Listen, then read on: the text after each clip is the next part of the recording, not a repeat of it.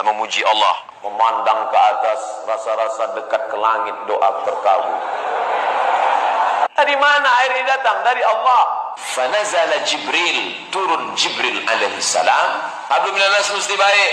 Habis itu baru hablum minallah. Berangkat sendiri, rof-rof, sampai mustawa, lautan cahaya, sampai ke kaki aras.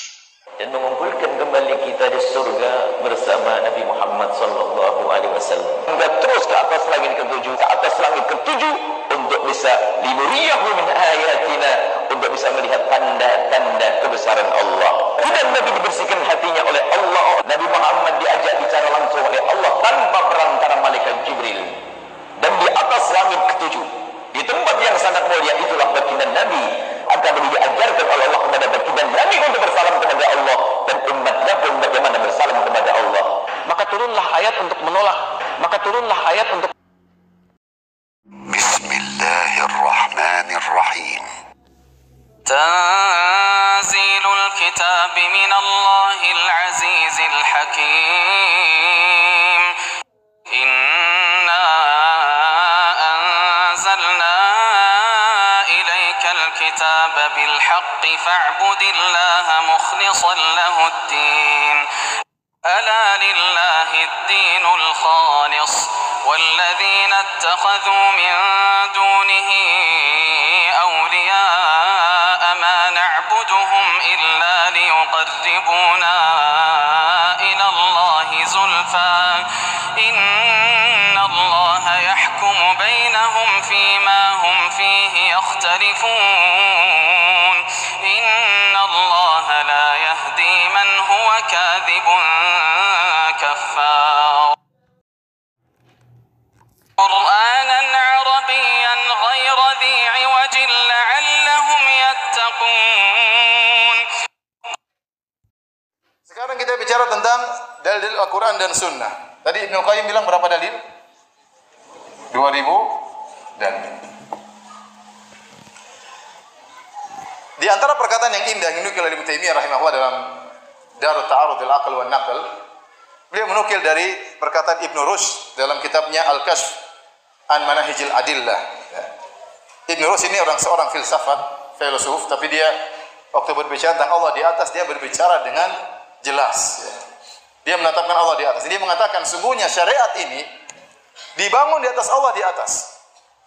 Seluruh syariat ini, Islam ini dibangun di atas pondasi atas keyakinan Allah di atas. Kenapa syariat ini? Ceritanya bagaimana? Ceritanya kita beriman kepada seorang nabi. Nabi ini dapat wahyu. Yang turunkan wahyu siapa? Allah. Dari mana? Dari atas. Turunkan lewat malaikat. Malaikatnya turun dari mana? Dari atas. Ini syariat kita dibangun di atas pondasi bahwasanya Allah berada di atas. Kemudian terlalu banyak dalil. Malaikat turun dari langit. Malaikat mengawasi para hamba-hamba Allah Subhanahu wa taala. Terlalu banyak dalil. Malaikat akhirnya ngelapor ke atas. Malaikat naik turun dan seterusnya. Terlalu banyak dalil sehingga beliau mengatakan seluruh syariat Islam dibangun di atas pondasi bahwasanya Allah berada di atas. Karena dalil terlalu banyak. Seandainya semua dalil ini kita katakan dalil mutasyabihat, jadilah seluruh syariat ini adalah mutasyabihat, dan ini tidak benar.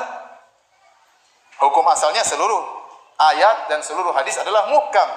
Hanya sebagian kecil yang mutasyabihat. Tapi kalau kita mengatakan dalil tentang Allah di atas seluruhnya ayat mutasyabihat, maka seluruh ayat menjadi apa? Mutasyabihat.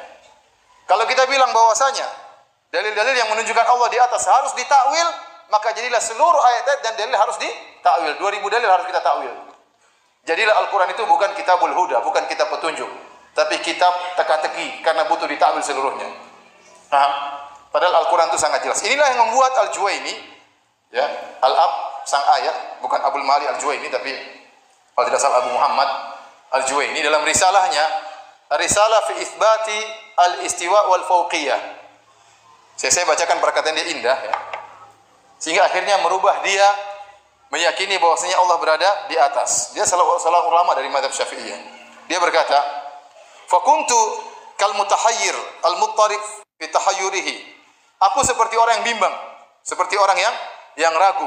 Dia ingin mengatakan Allah di atas tapi dia ragu. Wa kuntu akhafu min itlaqil qaul bi itsbatil ulu wal istiwa wan nuzul makhafata al hasr wat tasbih Kata dia, aku takut ingin mengatakan Allah di atas, Allah beristiwa. Aku takut terjerumus dalam mentasbih atau pembatasan-pembatasan yang tidak benar. Wa ma'adzalik. Namun fa idza tala'tu nusus al-warida fi kitabillah wa sunnati Rasulillah sallallahu alaihi wasallam ajiduha nususan tushiru ila haqaiqi hadil ma'ani. Tapi kalau saya menelaah dalil-dalil dalam Al-Qur'an maupun sunnah, saya dapati dalil-dalil semuanya yang menunjukkan akan hal ini. Wa ajidu Rasul sallallahu alaihi wasallam qad sarraha biha mukhbiran an rabbih wasifan lahu biha. Dan aku mendapati Rasulullah SAW dengan tegas menyatakan dalil-dalil tersebut, mengabarkan tentang Allah Subhanahu wa taala, mensifati Allah Subhanahu wa taala. Kemudian kata beliau, perhatikan di sini, wa a'lamu bil terror, dan aku sungguh yakin tanpa keraguan lagi, dengan pasti annahu sallallahu alaihi wasallam kana yahduru fi majlisi syarif wal alim wal jahil wal zaki wal balid wal a'rabi wal jafi. Aku yakin majelis Nabi dihadiri oleh berbagai macam orang. Ada yang mulia, ada orang yang martabatnya tinggi, ada orang alim, ada orang jahil, ada orang yang pintar, ada orang yang tidak pintar, ada orang Arab Badui. Majelis Nabi yang hadir kan banyak. Ada Arab Badui yang kencing ke masjid, ada orang Badui yang begini, macam-macam, berbagai macam model.